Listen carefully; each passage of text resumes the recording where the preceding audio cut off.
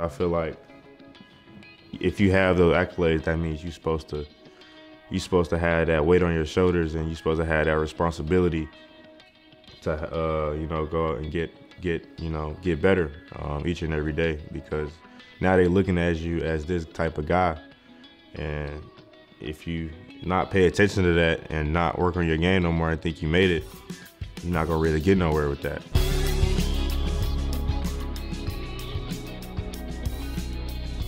Nick Smith Jr. Man, we've been hearing about you for a long time before you got to Arkansas. Yeah. What's that been like? It's been a blessing. I try to like get rid of all the noise. Just be myself. Just be me at the end of the day. When did it start for you? Do you remember, like, how young were you when people started talking about you a lot? Well, I was always respected in the basketball aspect of the game ever since I was young. Everybody knew me, but it wasn't as it is now. Like, I was young, I'd go to a tournament or I'd go to a camp and I'd be like, oh yeah, that's Nick. Like, he can hoop a little bit. Like, but it wasn't nothing crazy. I feel like when I was, my last AAU season was like the pinpoint of what, like, what people saying, like, rankings start happening, draft stuff start happening. I just, I mean, after that, I mean, I've been like that. I mean, I've been able to hoop. I've been doing the same thing I was doing since I was like 10 years old. Not doing the same thing, but, I always kind of had it in my mind that I could play the game of basketball a little bit. And, there's always room for improvement for me. And, I just try to get better each and every day. Kramer jarring it away, trying to tie up Ortega away. They get it ahead. Clear.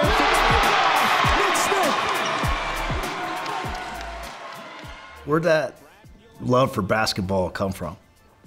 Just being around it every day. When I was young, my dad had me at an early age. I think he was like 18 years old. My mom had me when she was 19.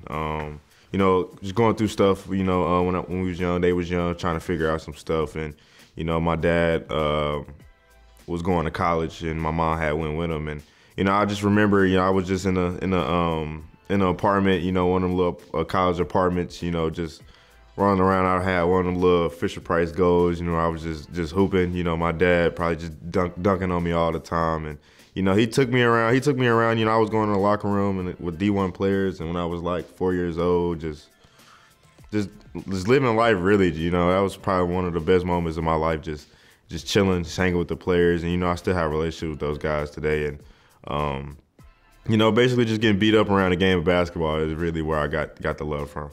So your dad, was he playing? Yeah, he was playing. He was playing and coaching, which is, well, it was crazy because for the first 2 years he was playing, but he wasn't playing like that because he always got hurt. So then, like I remember the next year when I was like 4 years old, he was like one of the GAs, like one of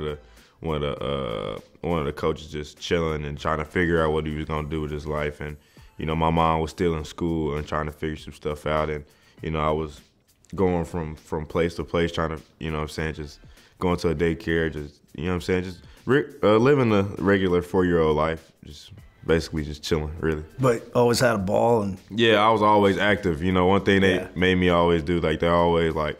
If it was something I was just not doing nothing in the house, my dad just tell me do 10 push-ups real quick, like stuff like that. Then my mama had got on board like later when I was in my life, so she'd try to pull some stuff like that. And that's basically how I grew up, really. That's like your whole life playing basketball. Yeah, basically I've been playing basketball my whole life, really. You've been around it, you've been in it. Yeah. Coach's kid. Yeah. I mean, go back and kind of think about early on, from 4 years old on, just your dad's relationship with you and basketball and what kind of influence it's had. It's kind of funny. A lot of people ask me that because a lot of people see me and my dad's relationship. We're very close. It's my dog. Like every time I have a problem, I go to him about anything. But when I was younger, it wasn't always like that. I feel like it was kind of hard. Especially when you're young, he got basketball and he was always my coach too. So you never really just had,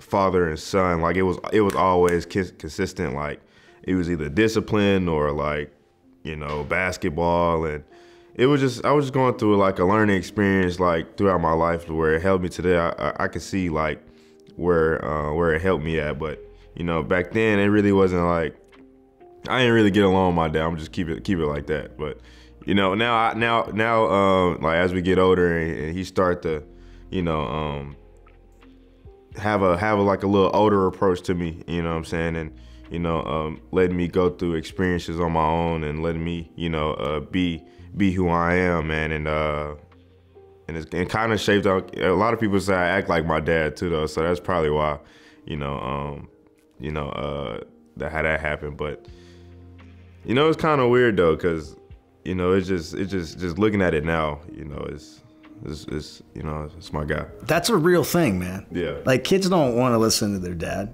I mean, it's like you got to take sometimes your kid and have somebody else coach them. Yeah, when I was young, I hated. I ain't like, nah. I mean, I listened to him, but I did what he, you know what I'm saying, wanted me to do. But, you know, I was still me at the end of the day, which is him. Like, you know, you're like the same person, literally.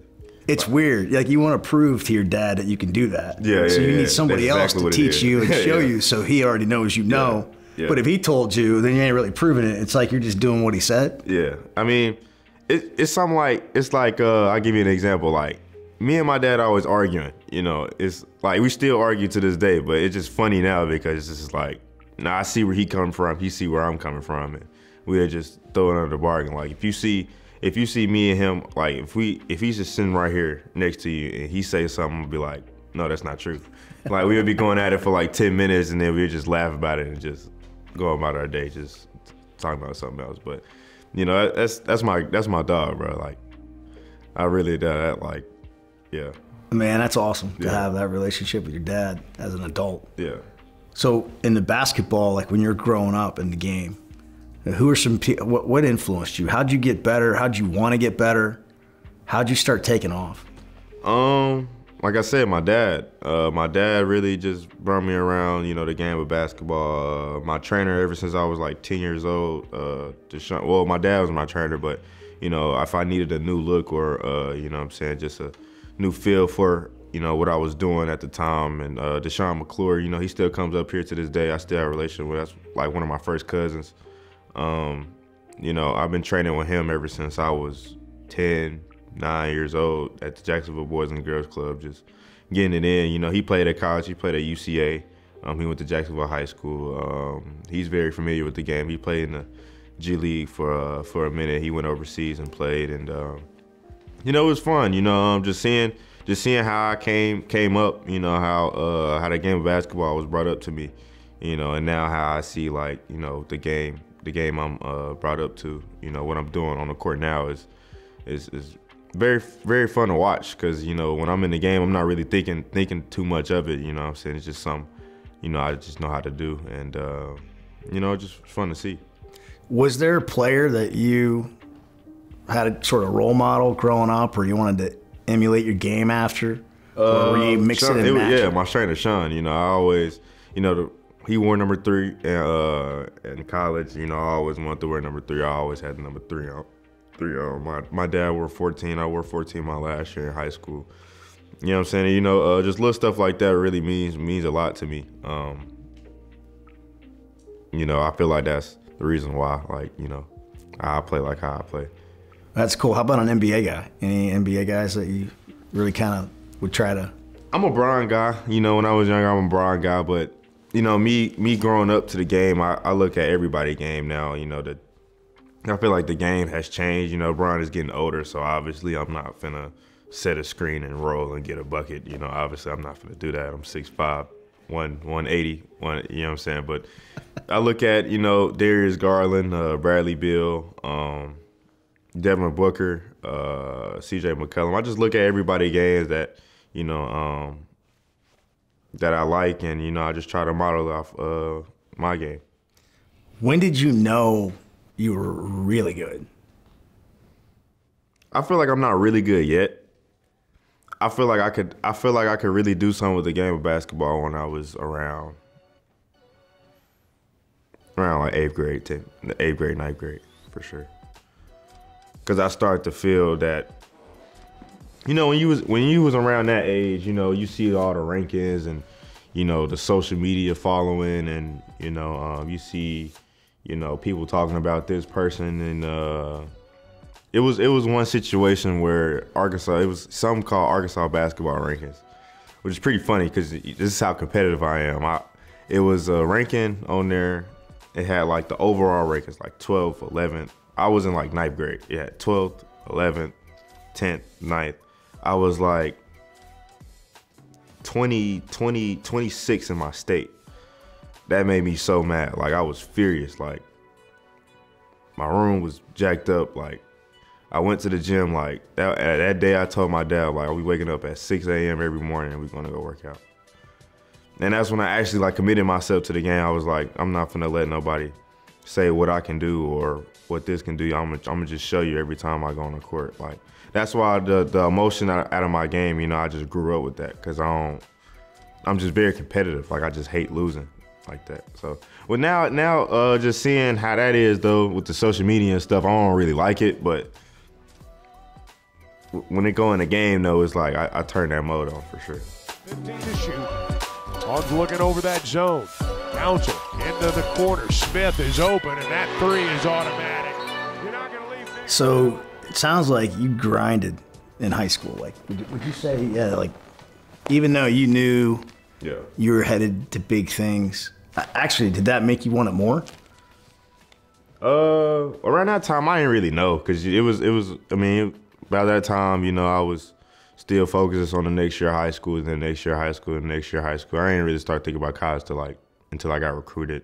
But, you know, I don't really know. It was just one of those times to where I was just trying to get better. You know, my mindset at that time was just going to go, every opportunity I have was just try to get better each and every day. Just find different stuff in my game. You know, once I got older and once I got, you know, more mature for my age, and, you know, my body started to, you know, did what it did, and, you know, start going through a little bit of adversity. You know, that's kind of what made me who I am today. What kind of adversity? Just like little stuff, you know, just stuff that's going on at the crib. You know, I had like little injuries, like stuff I'm going through now, little injuries. You know, I played through a broken wrist the whole summer of my last year, high school. You know, just little stuff like that just always keeps me going, because I feel like whatever you put in front of me, you know, it's not gonna stop what you like, what I got going on for real. Because I know my mindset. I'm gonna go do what I'm gonna do. Where's that come from? Do you have any idea? That come from my mom. Yeah? Yeah, that come from my mom. My mom always, my mom is not like me in a sense, because I'm always like, it's like, I ain't gonna say it's more bolder, but it's more like of just mental. You know, my dad and my mom always bring that up to, you know, me and my siblings. You know, my siblings still going through that stage of where I was when I was 10, 12 years old. But just me seeing it now, the mental aspect of, you know, just life period, you know, you're gonna have like ups and downs throughout what you're going through, like where you at. Like, I'm in college right now, so everything is not gonna be like good and dandy, you know what I'm saying? You're going through, you know, an injury, like you still gotta push through, you gotta, you know what I'm saying, do this so that this can get better, but at the same time, like, you still gotta go out there and just be who you are. And being who you are and the kind of person you are, how important is that to getting the most out of who you want to be on the basketball court? This is everything I dreamed of, you know, from when I was, like I said, 4 years old to me being 18 years old. You know what I'm saying? I've been working hard ever since I was, you know, coming up from that age. So it's really hard. It's really hard for somebody to tell me that I'm not gonna do this, I'm not gonna do that, which I know I am, because like I put in the work for it, and you know what I'm saying, it just has to, because all my life, you know, I went to schools, like had a couple teachers to where, you know, they'd be like, oh, you have a plan B, or you gotta have a plan B, or you have to do this to do that. I'm like, I was telling my mom, like telling my dad, I'm like, no, I'm not doing that. I mean, they understood it, like, cause you know what I'm saying, but that's just who I am. Like, I know what I want to do, and I know what, you know, the consequences and the good stuff I'm gonna get out of that. So, you know, just little stuff like that, you know, that's just who I am for real. I mean, I can't really explain it. Yeah, just real quick, do you think, like your opinion, do you think adults tell kids too often they need to have a plan B? I don't really hear it no more though, because, you know, social media is a big thing now. And a lot of people is like really successful. I ain't gonna say a lot of people, most people, you know, are really successful without, I feel like if you work for something and you believe in yourself and you have a good support system around you and you have people around you telling you like, you know what I'm saying, you need to do this, do that. And you know for a fact that you need to, you know, always get better at your craft. I feel like you're gonna get where you need to get to and also succeed in that because, you know, all your life you've been doing this and you don't really know nothing else because as you grew up, like you don't really know what's gonna happen. So all you gotta do is just put your head down and grind. That's how I got brought up. Sounds like your parents have had a pretty big impact on you. Yeah, it was like my two. You know, where I'm from, you don't really have like two parents growing up in the same crib. You know, I stayed most of my lifetime. I stayed with my grandma. You know what I'm saying? But when I was young, my parents was always in my life and always there for me. Anything I needed, you know, they was there. When you say where you're from, give me a little bit more perspective for people that don't really know what that's like. From the 72076, Jacksonville, Arkansas. You know, that's my city, Jacksonville, Arkansas. It was cool. You know what I'm saying? It was one of those little cities. Everybody know Jacksonville. Over there by Little Rock, where Little Rock is. You really only had really three options. Either the sports, streets, or school.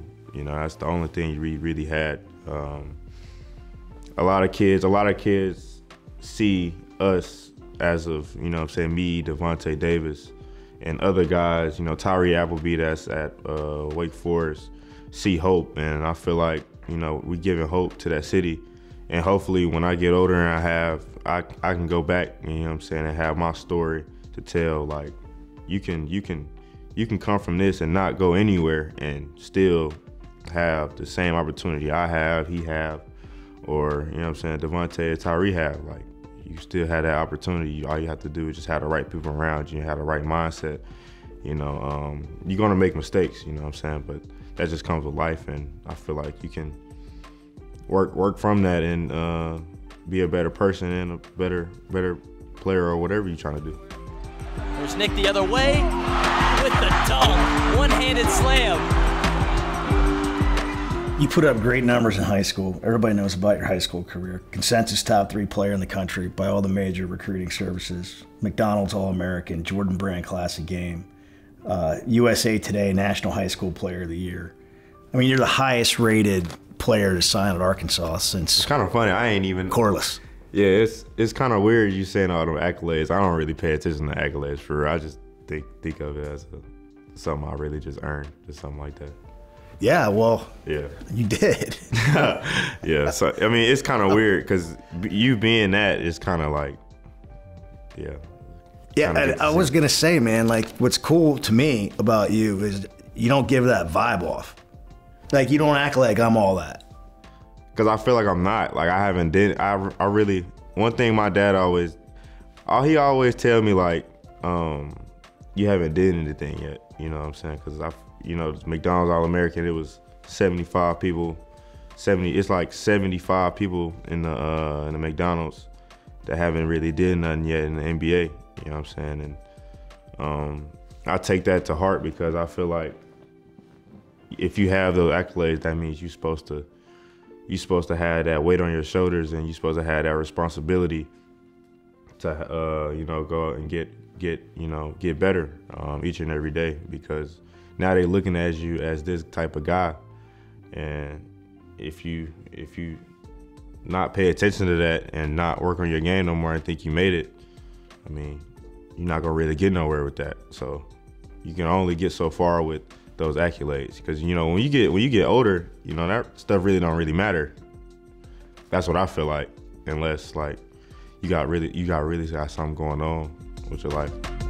Next year, I'll be committed to University of Arkansas. So, why'd you choose Arkansas? Everybody, you could have pretty much gone anywhere. Or you could have gone to the G League. Yeah, I want going to that. I want going that right though anyway, because I want the college experience. But Coach Musk had a plan. He had a real him and his staff had a real plan for me and for the team. And right now it's working out really well. You know, of course he talked about the draft, but you know, my aspect, I just wanted to be a good college player, and you know, I feel like he helped me throughout this way, and the team has been really good so far, and I feel like we have an opportunity to get even more better, and I feel like I have an opportunity to get better also. Now, I saw a camera following you around for a while. Yeah. Are you documenting your story? This is like in the recruiting process. I haven't seen it around here necessarily, but actually I am. It's kind of funny. You're like the first person that actually said something about that. I am all the way from my 11th grade year all the way to, you know, what I got going on in the future. So it's gonna be fun. It's gonna be fun to put together and see how they actually come out, and the growth from that is going to be actually fun to see too. Well, I'm from Jacksonville, from Collins Road. I grew up around that area.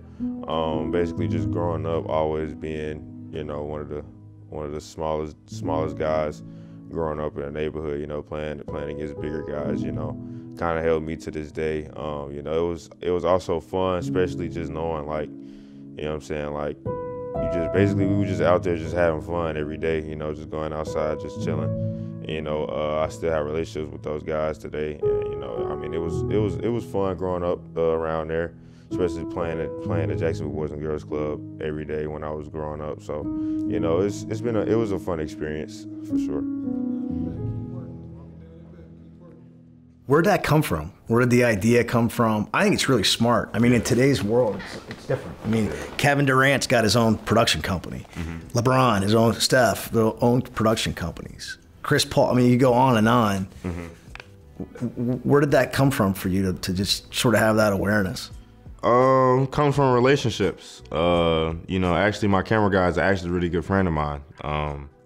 You know, he came up with the idea.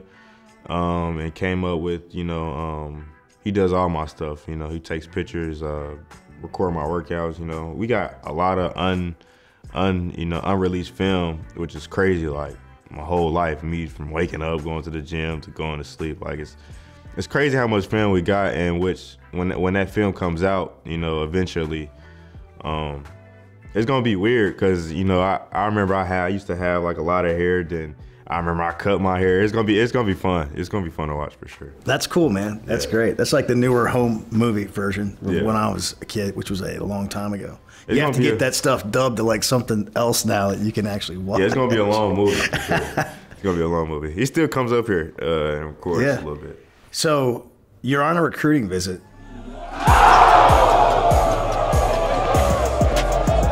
And you go play ball at some frat house or something. And you're just balling out, dunking, and whatever. And I just remember watching that, thinking to myself, like, I bet Coach Musk was just like under a table, like hoping you didn't get hurt. You know what's crazy? He was telling me to go over there. Like I'm like, yeah, I'm finna go. Cause I remember I had posted on my, you know, he knew I was down here. I was with the team. I was with Devo. I think they played Auburn that day. Football. It was a football game. I think they played Auburn. And I posted, I seen Devo had went out there, so I'm like, I'm coming off an injury, I'm just looking to play.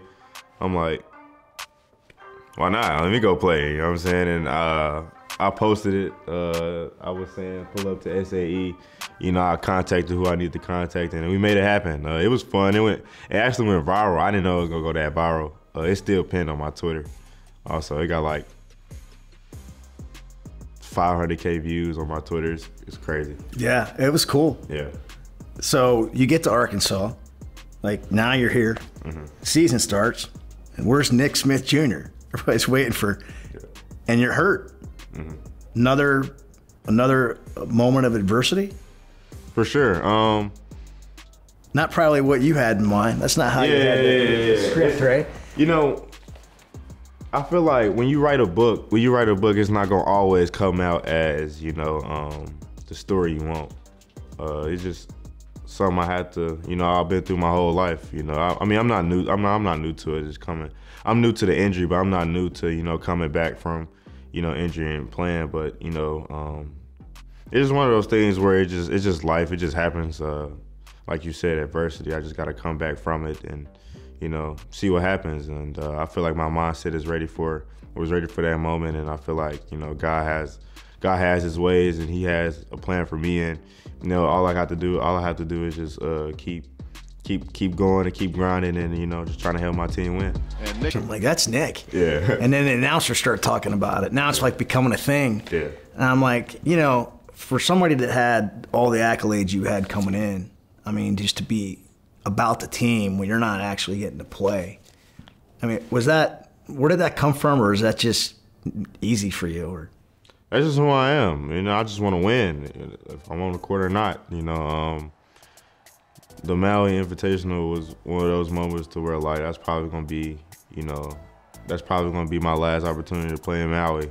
But obviously, I didn't get to play in it, so you know, there was no need for me to just sit and pout about it. You know, obviously we went in there to win. You know, we lost one game, but I feel like if we played Creighton now, I feel like it'd be a whole different story. But like I said, man, it was a good experience for me. You know, good experience for the team, and you know what I'm saying, we played high level basketball that week, and you know, hopefully we can keep it rolling. I feel like we made some noise down there, and yeah, hopefully we can keep the ball going. Drops it in. Brazil, top of the circle, 5 seconds. Back to Black. Crossover dribble at the foul line. Runners on the way, no good. Come on, he tips up and in! Johnson tipped it in at the buzzer. We're going to overtime. Come on, Johnson tipped it in at the horn. The way things have gone so far, it's interesting that you guys play together as well as you've been able to play together. I mean, you got a lot of people that came in as the best player on their team, summer ball or previous college, whatever it might be. How are you guys connected like you seem to be? I feel like that starts off the court. Obviously, our talents are good enough to go somewhere else and be the man, but you know, we wanted to come here and play together, and it's been a good ride since. You know, I feel like we have a lot of talent to go do whatever. Ricky, you know, he's saying he has a good ability to score. You know, AB, he can pretty much do everything on the basketball floor. I bring what I bring on the table. You know, Kyle, he does what he does. I feel like everybody on the team complements each other in ways. You know, Jordan, he's a very energetic guy. You know, when he goes out there and play hard, you know, you see what he can do.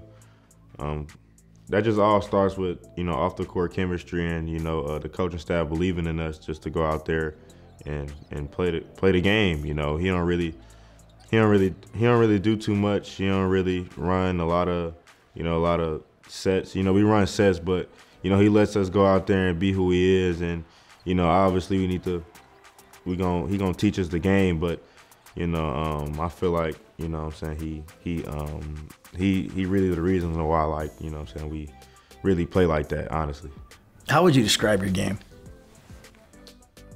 Probably, I would describe it as versatile. You know, I feel like I can do everything. If you put me at the point, I can facilitate. If you put me at the two, I can score. Yeah, I just say versatile.